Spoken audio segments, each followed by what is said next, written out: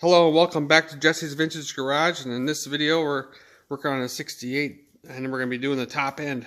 We're going to be actually doing probably mainly just getting the cylinder on, and we'll probably break it down to where we do the head and stuff in the next video and so on, just because we want to cover these little sections here really thoroughly. Anyway, so getting started here, we're going to end up doing this a little bit different than we normally do. The pistons are still installed here on this this motor, of course, and they're 20 over, and they were in really good shape, and so was the bore on the cylinder. And we took it into the machine shop, and they verified that it was still within spec of 20 over, and they deglazed it by running the ball hone through it again. And we got a new set of Grant piston rings here, 20 over.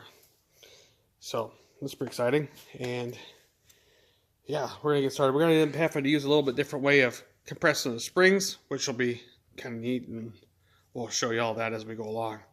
So right now we have these pieces of wood here making this solid when we push down on it, so it doesn't go moving around when we try to put force on it, pushing the cylinder down. But we're gonna have to take this off or something and get the gasket in there first for sure. We have the base gasket installed, and our little conduit over there, you just kind of seen there for a second, and that's the drain for the top end. The 71 had that blocked off, and we ended up making it better or making it right and making it open again, so we don't have to worry about that in this one. We're getting that. I want this centered with lots of space here, and with the wheel tight. There we go. There we go. Then that makes pistons tight. Yeah, so next we'll install the rings. And the whole reason why we didn't take the pistons off is because these, I didn't really mention this in the first segment there, but when these run and they get like kind of embedded to the piston pin in there, and we'd actually have to like force that piston pin out to be able to just install it the other way, and it's not really necessary because of the fact that they're ready to go. Wrist pins only slide in easy on brand new pistons. After they've been run, they're tight and they will not come out. I mean, they're loose on the rod and everything, but they're tight on the piston. Yeah, and just to save problems there, we're going to leave it like it is. It's just going to make it harder to put the wrist pins in later. Yeah, because technically, yeah, we would have to pull them in and pull them out, and we don't have new ones of these. You're not supposed to reuse these. The keepers, the clips. Yeah, and what we normally would do, unlike what we're going to do here, we would normally just compress the pistons, set the pistons in the cylinder, and then bring the whole group down, pop the pins in, and then the keepers, and then push the cylinder down the rest of the way. Works out really well, but this will work out as well too. We just got to put the rings on. So going forward here, we got to install the valve lifters here, and we of course have them marked how they go in. We marked them in the very beginning, and we'll just put them in just like we had them. We'll go over that in a minute. And then we're going to lock these in because they go in through the bottom. We don't want them falling when we're trying to put the cylinder down. And then the base nut here, we got these. I got these out ready to go too. This style nut here actually started in '69. So either somebody converted the studs here on this motor, because I think these two studs here were actually a little bit bigger, and they had actual hex nuts on here in '68. That was last year, that style. Then they went to this 12-point nut, and they made them all the same all the way around. All 8 of them ended up being the same size. They didn't have 4 big ones and 4 smaller ones of different diameters. So good or bad, people are used to these because a lot of the bikes had them. So I mean, well, lots of times when people went later to rebuild a motor, when they bought new parts, they were updated, and so people just put the newer parts on because they thought those were better. Yeah, and that's probably why the studs were changed out. So, or this is a later motor. That's true. Maybe this already had the later threads. And we did confirm some stuff with the VIN on this bike. It ends up being a really late '68, and I've seen a lot of different '68s. I've been doing my research. A lot of early '68s have a lot more '68 known parts. The later '68s, of course, are starting to have '69 stuff on it because that's the next change coming. So, but But if you see a 68 with a 69 tank badge on it, that's that's definitely not right, because I never did that. But and other things like the front brake. The front brake had that certain style for 68 all the way through. But anyways. Okay, so they're not marked intake and exhaust, but it's real simple because this has the feeding hole in here that feeds oil to the exhaust tappet block. And that means that the exhaust tappets have a hole in the middle, and they have a hole right here, okay? So the oil can flow. So the oil can flow. And of course the intake doesn't have that. No. And yeah, this would be the front of the motor. This would be the rear. Right. We orientated these when we took them apart. Yeah, exactly. We marked it to where we could figure out what the directions they were and which one was on what side. Right. This one went this way because I put a line in the middle. So this one faces to the out. And this one goes this way. And that works out because, see, these holes are supposed to face each other. There isn't one on the outsides. So if you don't mark it, you can still get it right if you know what you're looking for. Yeah, but we wouldn't. If you put it on the opposite side, flipped them around, then it would be backwards and on the wrong side. Right, so yeah. And they already got, like, the reason if they're for new, yes. Right. The reason for it is they have wear on it, and they're going to be lining up with the cam perfectly. Yes, we want to put them back just like they were.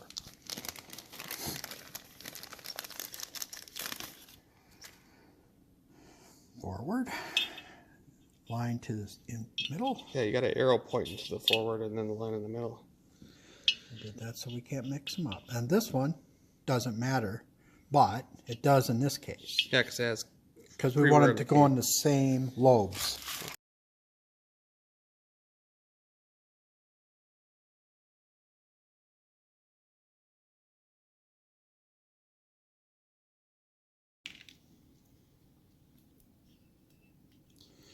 You can use rubber bands, you can use anything you want. You can use wire.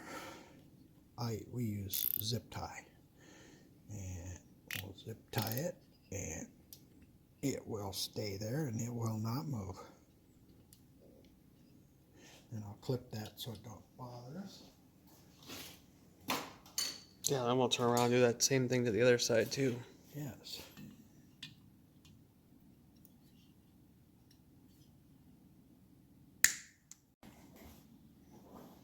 All right, so getting to the rings here, we got the, top compressor ring, second ring, and then our oil ring. And right now, we're getting ready to check the ring gaps and stuff here with our cylinder.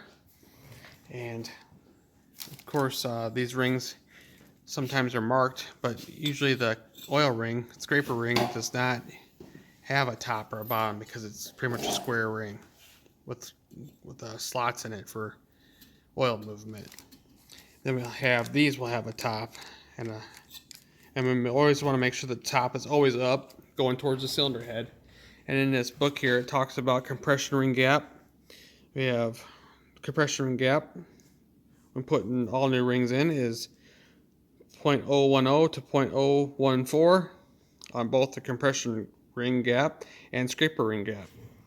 So we're going to be talking about that, or going over that here in a second. Well, 14 almost goes. It says 10 to 14. That's right. And we kind of want all rings to kind of have the same type of gap. And we have just an extra piston laying around here just so we can make sure that that ring is nice and straight and square in that bore, so it's not angled. I could probably force a 12 in. Here's 11.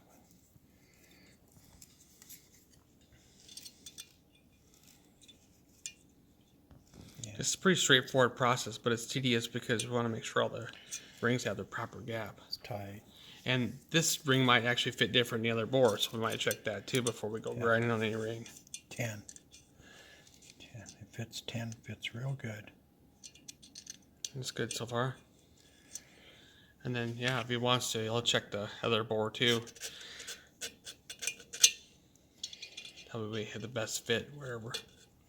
Now, Well, it'd be nice if this ring could go on either piston because... yeah. Then we don't have to, like, keep it segregated. So, to make sure we have on the right one. Pay attention to it. Right. And a nice, good bore job would end up being identical. So we'll find that out too. Push it in a little further, I think. Okay.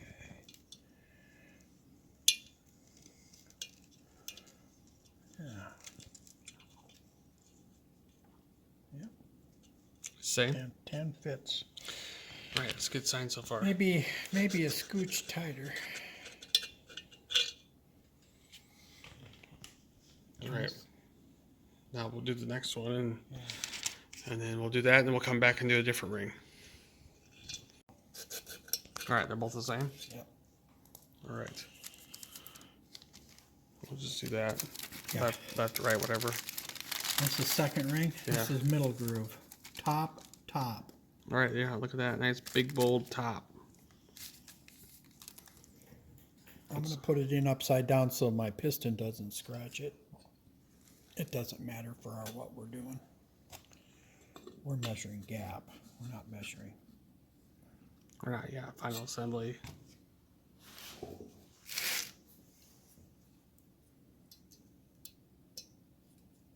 Yep, 10 fits real good. Maybe 11. I don't know, but 10 fits real nice.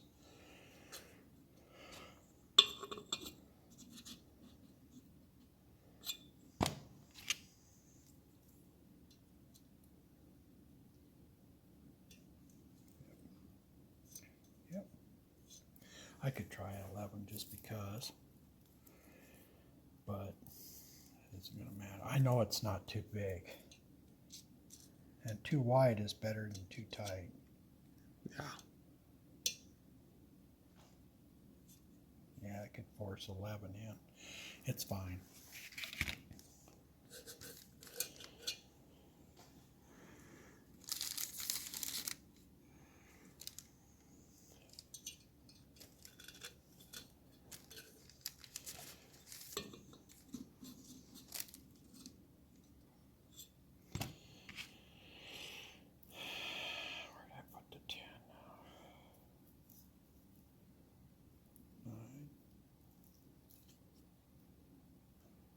Go. It's 12. It's 11. Oh, there it is. Oh. Yeah.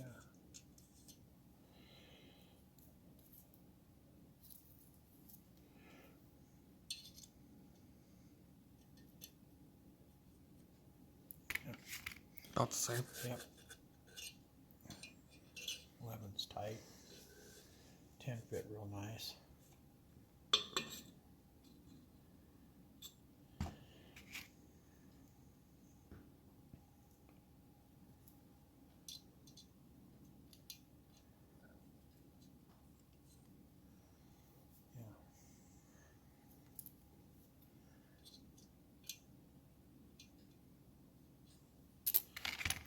There you go. Now on to the top ring.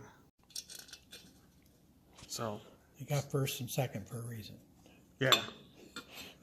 So yeah, this is the first ring, top ring. Yeah, these are cast rings by Grant. We usually like these rings by Grant. So yeah, pretty fortunate they were available when I bought them because they kind of like sell out quick at some of the places I buy stuff from. Especially when you go to like the oversizes. Yeah. There it is.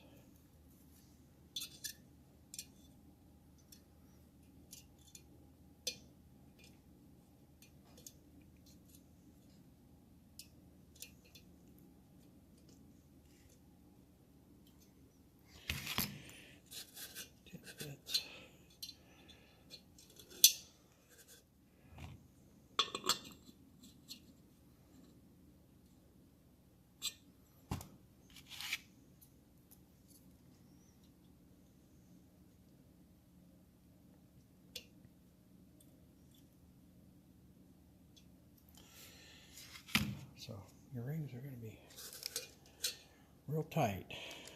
All right. So now we got to do this one, right? Yeah. The last of the first ring.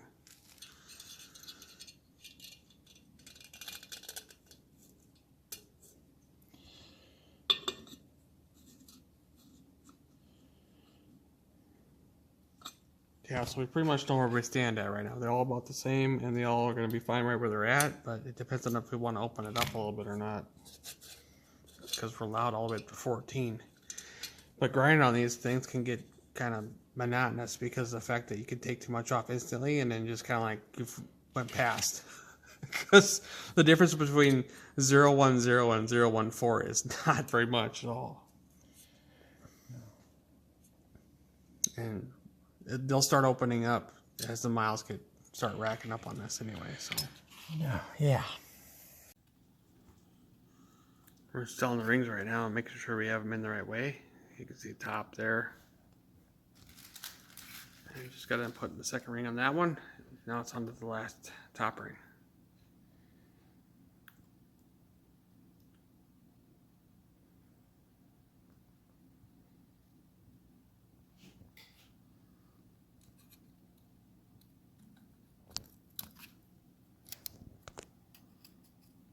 Of course, we got all the gaps lined up. Yeah.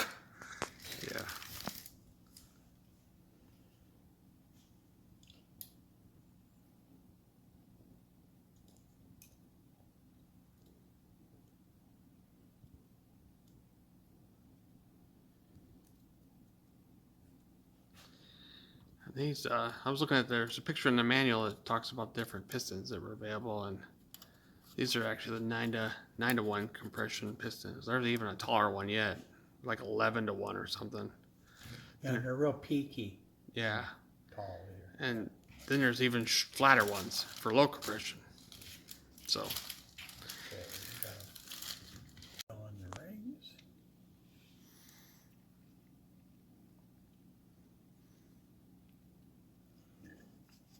Yeah, so you just got done oiling the skirt first there, and then getting oil in the rings.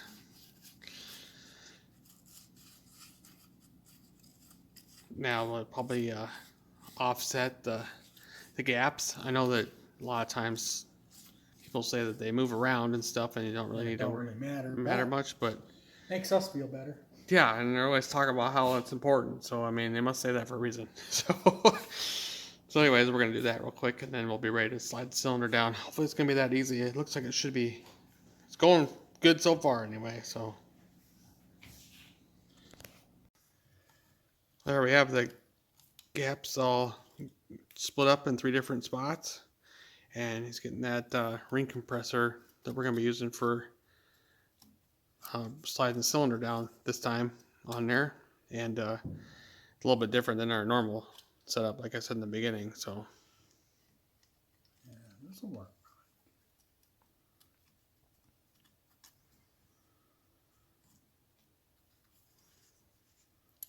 We had a bunch of different types of ring compressors, but this is probably like the best bet because the size piston, pretty much. And we only had one, I think, of the one type, and then we needed to pull these 2 out. And then we also had like a different set for like the Trident and stuff, but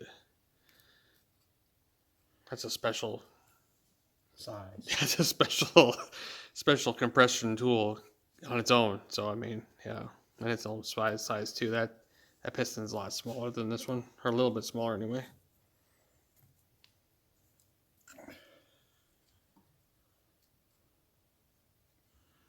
Yeah, we want to pretty much compress them completely. Otherwise, the ring can get caught and break as we're pushing down, and we don't want that.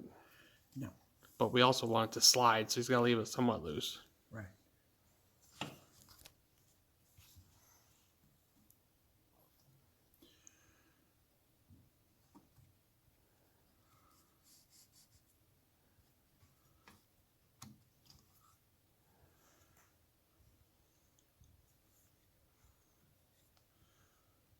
Yeah. All right, we'll get this set up and be ready to go on to the next step. So with this style clamp, or compression tool, the ring compression tool, has like a little step right here. We were just talking flare out. So when you have that flare up and you put your cylinder down, it pushes on that down real evenly. And it doesn't get stuck between the cylinder and the wall. Yeah, we don't want that. No, we don't want that. Right. Okay, we ready? Yeah, let's go ahead. Got it.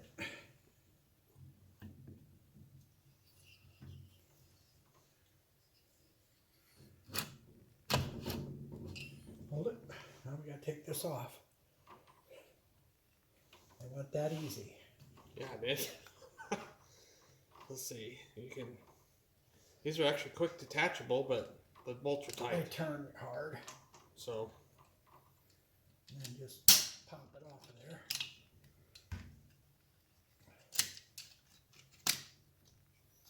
There you go. Bashed into mine.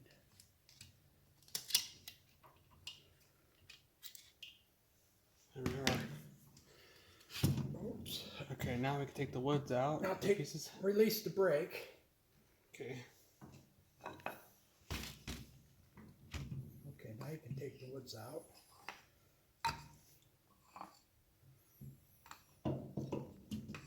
Yeah. Now we got to start the nuts. Yeah, because if we go down too far, they.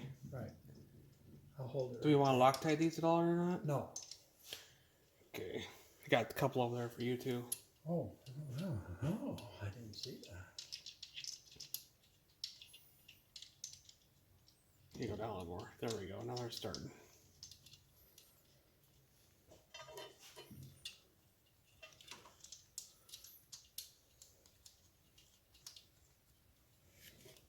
It might be the 750 that has the hard time getting them in there. Yeah, maybe. Because there looks like there's plenty of room here. This is, yeah. 650, if you remember, the cylinders were longer than a 750. Yeah. I got a 750, but I don't think we need to do anything to it really like right now anyway. Maybe in the future. We'll see. We weren't videoing when I did my 79. No, I'm talking about my 77, but I yeah. know. But yeah. But that's the only other 750 we got. Yeah, that one has, that 77's pretty good. I mean, I've had that since I was able to ride a motorcycle, or get a motorcycle license, I should say. First ever motorcycle. And yeah, that bike is actually, I've kept it in really good shape, and I think I'm having a problem with this nut, but I think I can get it. That's got the sleeve thing in the way. Pushed it up. Oh yeah, there's a sleeve. Okay, so what happened was there's a sleeve pressed in here because this bolt, these two bolts, the front and the rear, was actually originally a bigger bolt, and they sleeved it to make the smaller stud fit. So now that sleeve is in the way because it popped up a little bit. Maybe I can show you here. Yeah. Yeah, I don't know. Maybe It'll turn down when I right tighten it. there. All right, we'll work on that and be right back. Yeah, so we're able to get that down. It just went right. It was the gasket that got in the way.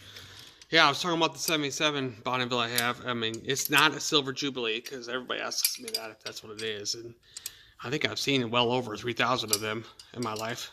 Because I think that's all that was ever made was like 3,000 of them. 2,500. Oh, 2,500.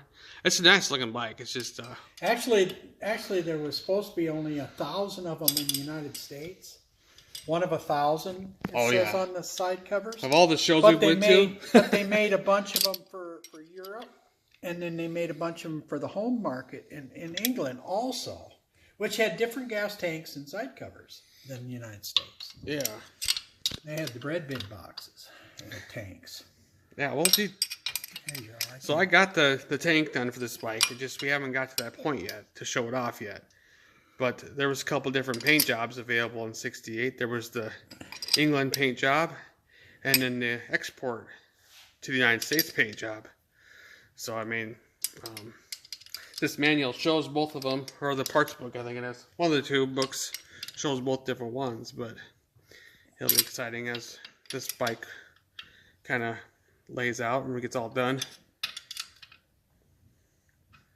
There we go. I think I got all these tight.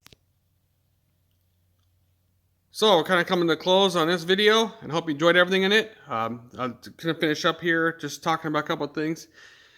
I took out the little bolt screw here that locks the tappet block in place. I'm going to replace it with a new one.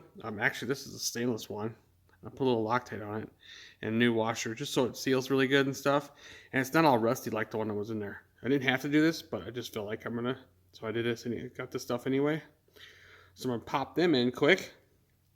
And then, yeah, we'll be finished here with this video. Next up, we'll be installing the head. So it should go pretty quick and easy there too. We'll go over all the details on that.